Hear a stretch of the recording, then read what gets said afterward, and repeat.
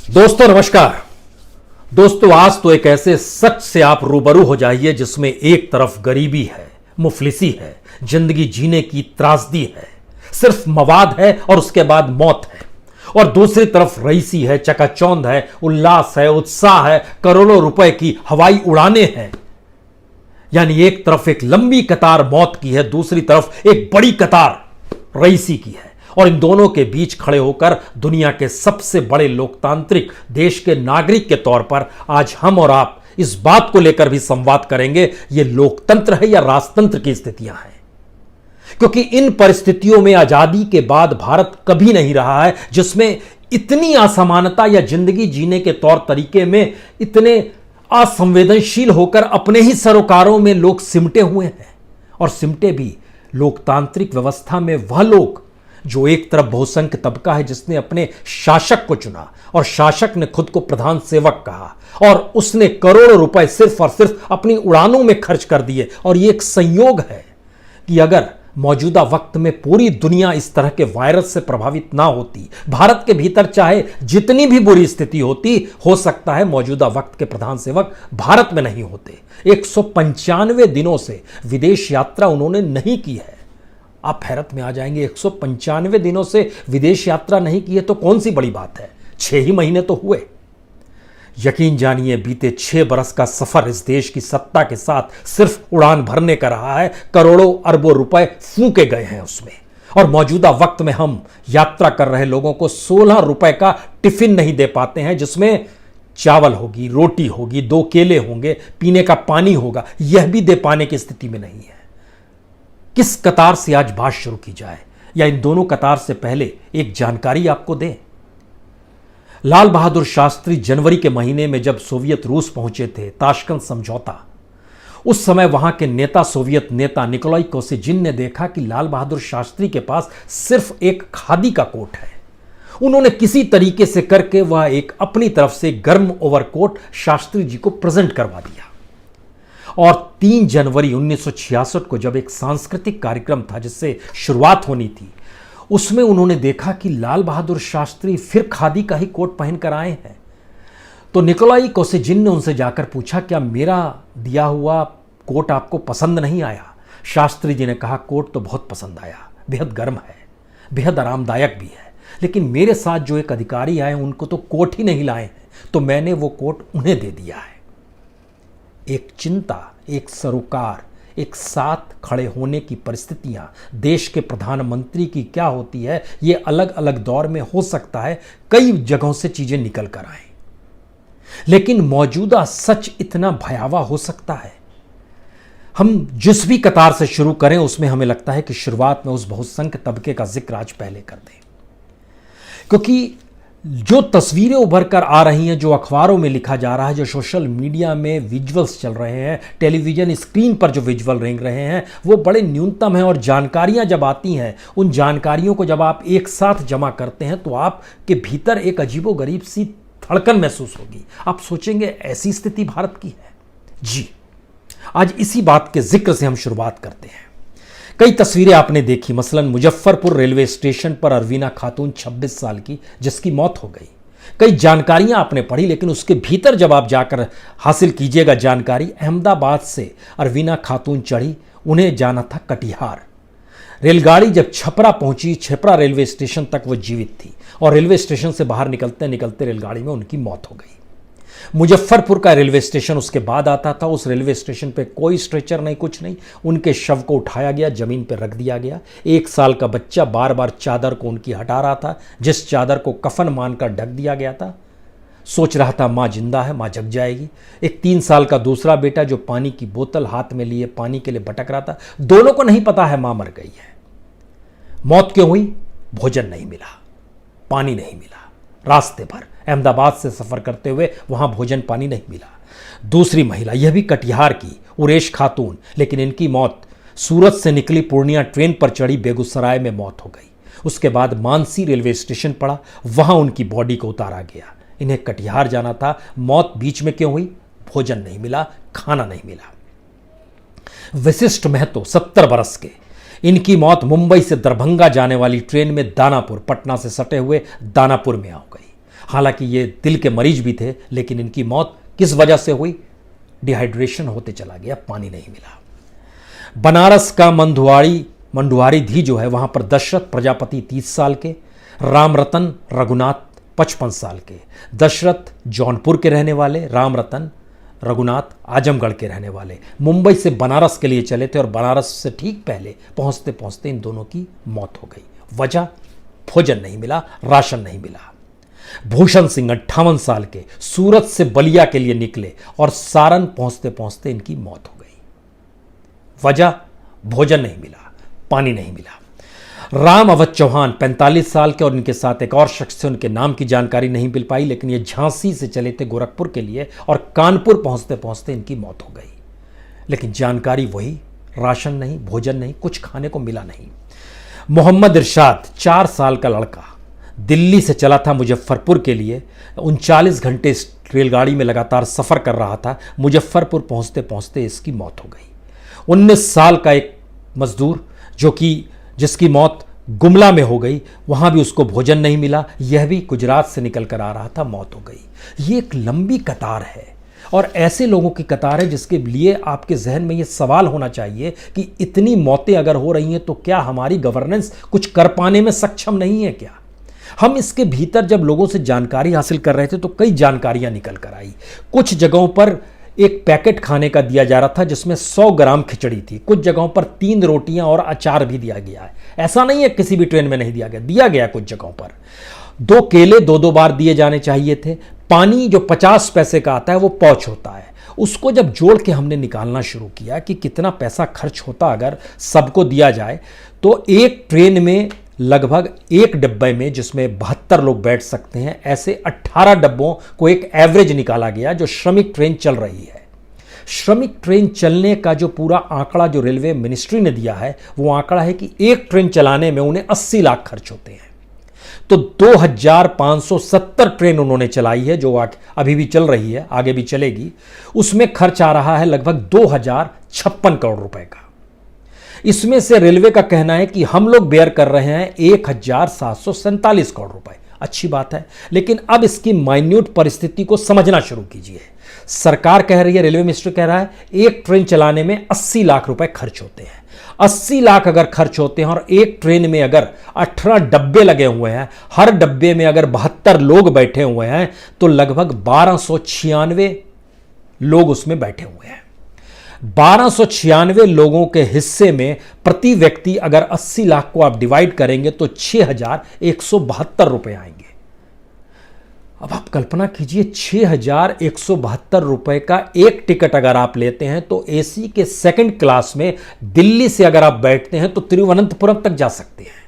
यहां से पटना भी जाएंगे तो आपको 3500 रुपए लगेंगे। लेकिन सरकार के हिसाब से अगर आंकड़ों को हम जोड़ रहे हैं सारे डाटा को, तो एक व्यक्ति पर 6172 रुपए खर्च कर रहे हैं, जिसमें जब आप एसी में सफर करते हैं तो खाना भी मिलता है, पानी भी मिलता है, सब चीज उसके साथ जोड़ते चला जाता है। लेकिन यहां तो एसी ट्रेन भी नहीं है, यहां तो एक ऐसे है जिसमें 3 टायर की स्थिति है, सिर्फ उसी में सब लोग सफर कर रहे हैं। और उसमें जब आप खाने खिलाएंगे तो उसमें जो सरकारी रेट है जिसमें खिचड़ी 100 ग्राम दी जाती है और अचार दिया जाता है, उसकी कीमत 5 रुपए की पैकेट आती है।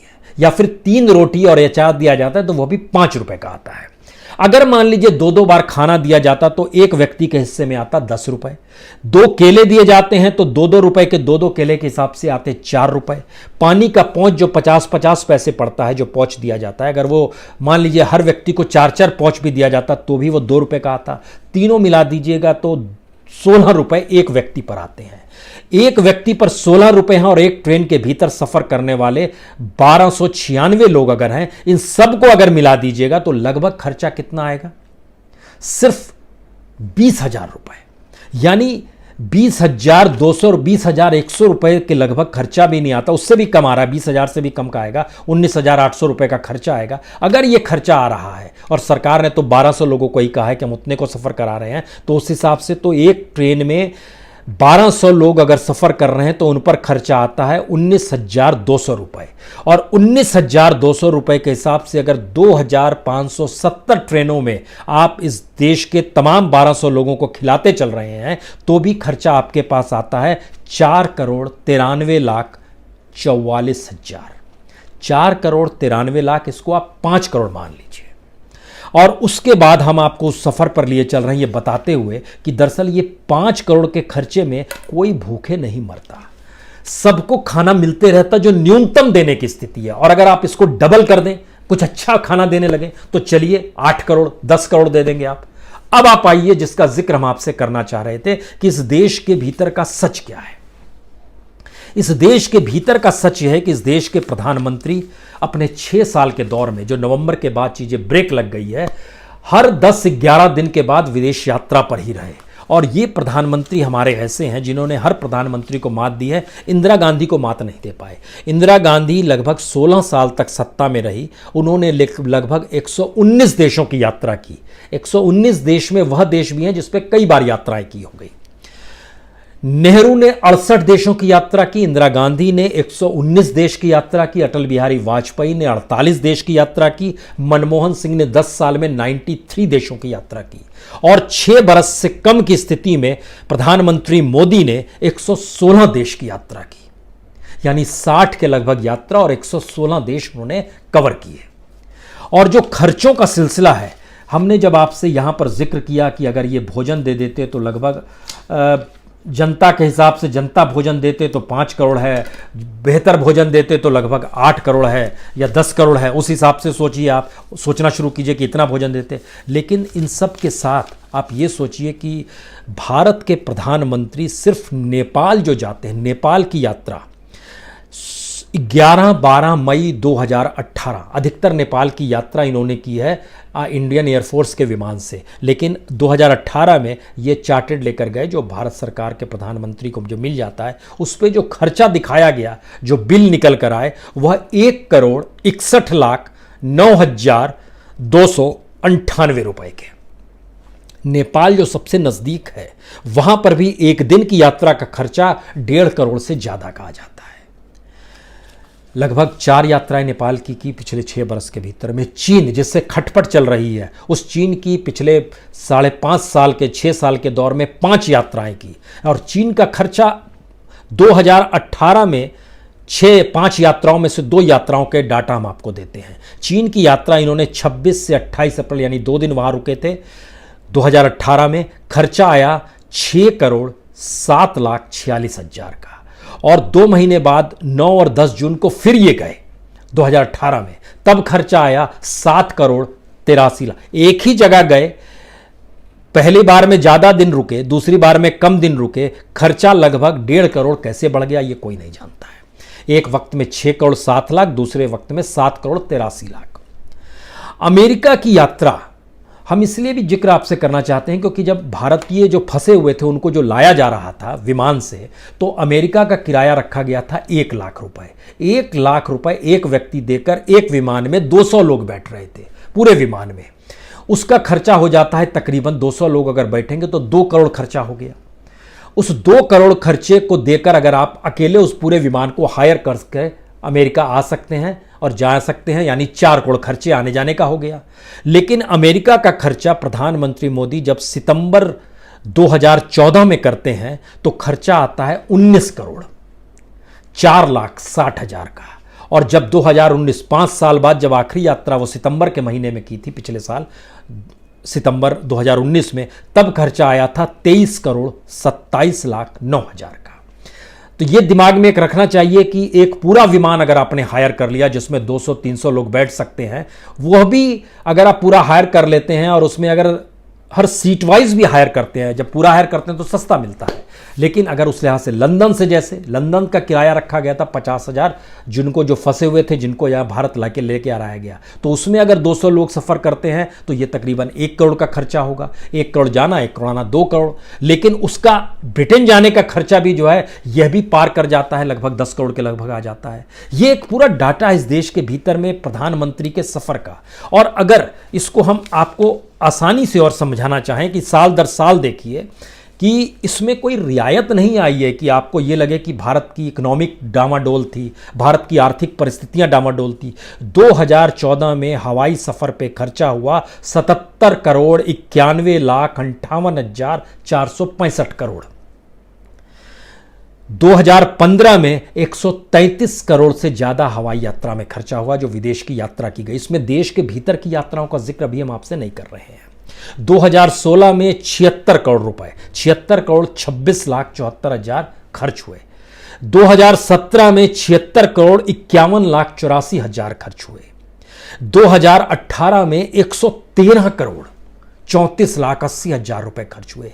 2019 में नवंबर के बाद से यात्रा नहीं की है और उसमें खर्च आए तकरीबन 90 करोड़ 70,05,000 के। ये साल दर साल है। इसकी जानकारी ऐसा नहीं है कि नहीं दी गई, पार्लियामेंट में दी गई है और प्रधानमंत्री की अगर ऑफिशियल साइट पे आप चले जाइएगा उसमें भी इस बात की जानकारी है कि इतना सफ़र किया, इतना पैसा खर्चा हुआ। और लेकिन देश के प्रधान सेवक हैं तो आप लोग जिक्र इस बात का, क्योंकि आखिरी यात्रा जो ब्राज़ील की इन्होंने की नवंबर में, हमने सोचा कि उस आखिरी यात्रा का निकालें कितना खर्चा हुआ होगा, तो उसमें लिखा गया है कि अभी तक सौंपा नहीं गया है, यानी जानकारी दी नहीं गई है कितना खर्च हुआ है, वो उसमें ईमानदारी के साथ लिख दिया गया है। दूसरा सवाल आपके जहन में आना चाहिए कि नवंबर के बाद और कोरोना से पहले अगर वो विदेश यात्रा नहीं कर रहे थे तो देश में तो यात्रा कर रहे होंगे, बिल्कुल कर रहे थे। अब आप सोचिए कितनी यात्राएं की इन्होंने।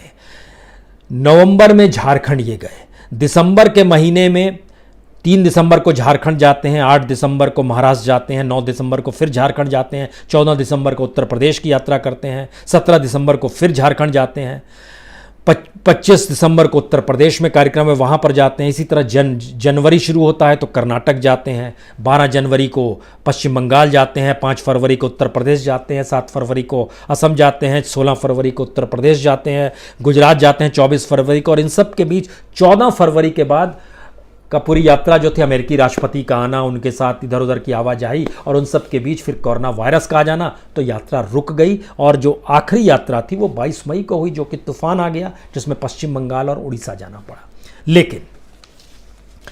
लेकिन यह तो इस दौर का है जब दुनिया वायरस से जूझ रही है। लेकिन हमको लगता है कि एक जानकारी आपको और होनी चाहिए कि इस देश के भीतर में जब हम आपसे इसका एवरेज निकाल रहे थे कि कितनी यात्रा की गई, किस रूप में यात्रा की गई, तो एक स्थिति आई थी कि 2016 में नवंबर के बाद से उन्होंने फिर यात्रा रोकी थी और मई तक वो यात्रा रुकी हुई थी, विदेश वो नहीं गए थे क्योंकि उस बीच में उत्तर प्रदेश का इलेक्शन था, महत्वपूर्ण इलेक्शन उत्तर प्रदेश का था। तो उत्तर प्रदेश को लेकर उसके बीच में उन्होंने 20 यात्राएं की। जो रैलियां की होगी वो अनऑफिशियल होती है, पार्टी की तरफ से होती है, प्रधानमंत्री देश के हैं, लेकिन 20 यात्राएं उत्तर प्रदेश को लेकर की और ओवरऑल 46 यात्रा की। यानी उस पीरियड में भी जब विदेश यात्रा नहीं कर रहे थे तो हर 3 साढ़े दिन के बाद यात्रा विदेश की उनकी लगातार होती थी।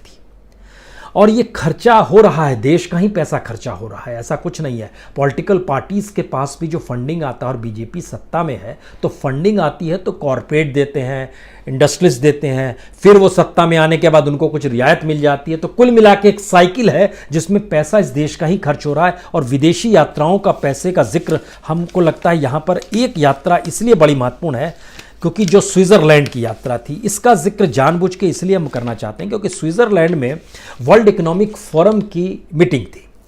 वर्ल्ड इकोनॉमिक फोरम में प्रधानमंत्री भारत के कभी जाते नहीं हैं। इससे पहले एच.डी. देवगौड़ा गए थे 97 में, उसके बाद प्रधानमंत्री मोदी ही गए। जनवरी का महीना बड़ा खूबसूरत होता है, स्विट्जरलैंड का महीना। हम तो गए नहीं हैं, लेकिन जो दृश्य देखा और जो तस्वीरें आई थी उस वक्त प्रधानमंत्री की, वह 22 से 23 जनवरी को 2018 में जिस विमान से गए उस विमान का खर्चा आया 13 करोड़ 20 लाख 83 हज़ार का। अब आप कल्पना कीजिए कि इतना खर्चा इस रूप में हो रहा है और उस वर्ल्ड इकोनॉमिक फोरम से कुछ निकल कर भी नहीं आया, क्योंकि 2018 के बाद की अगर भारत में इकोनॉमिक स्थिति को देखिएगा और कितना क्या पैसा लगाया है या विदेशी कंपनियां किस रूप में आई हैं, किस तरीके से आई है, उसमें आपको बहुत ज़्यादा मिलेगा कि नहीं कि दुनिया की अलग अलग कंपनियां भारत के भीतर में आई है। अब यहाँ से सबसे बड़ा सवाल शुरू होता है कि अगर ऐसी स्थिति है, एक तरफ इस देश के भीतर में मौत का सिलसिला है, दूसरी तरफ इस देश के भीतर में रईसी का सिलसिला है, इन दोनों के बीच जब हम आप खड़े होंगे तो हमें क्या देखना चाहिए और किस रूप में इन बातों का जिक्र करना चाहिए। जब एक तरफ हम करोड़ों की सूची का आपके साथ जिक्र कर रहे हैं, हम आपको बताते हैं कि इस देश के भीतर का जो बहुसंख्यक तबका, जिसको हम लोग मजदूर कहते हैं और मौजूदा वक्त में वो माइग्रेंट लेबर हो गया है, उसको लेकर एक सेंसस आया और सेंसस वर्ल्ड बैंक का है और सेंसस भारत का है, और इसमें India internal labour migration paradox जो है उसके द्वारा भी एक सेंसस किया गया है।